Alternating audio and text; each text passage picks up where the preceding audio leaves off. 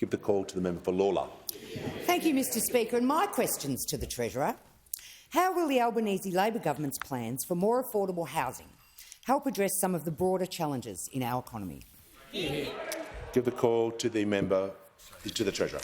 Thanks, Mr Speaker, and thanks to the member for Lawler, the best thing to come out of the 2013 election. Appreciate the question. Mr Speaker. Order. Order. Order. The Treasurer. Order. Members on my left. The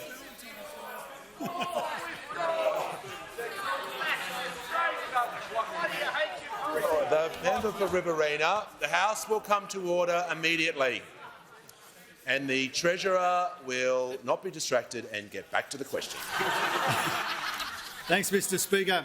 Mr Speaker, we were elected to take on some of the big challenges facing our economy and facing our country.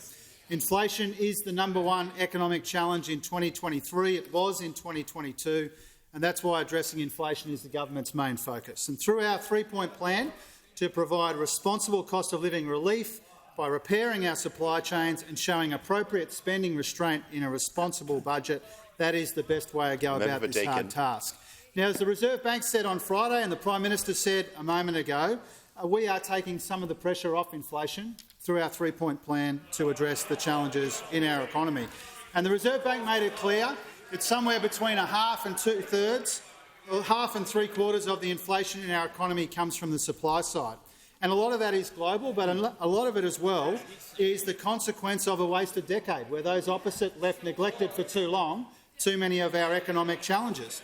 And Australians are now paying a very hefty price for their failures to manage the economy well over the course of the last decade. We see that in the energy market with the lack of investment in cleaner and cheaper, more reliable energy. We see that in the labour market with the lack of investment in skills and training. And we see it as well in the housing market. Not enough done over a decade to boost housing supply in our economy. They racked up $1 trillion in debt, Mr Speaker, and still did almost nothing about housing supply in our economy. There's far too much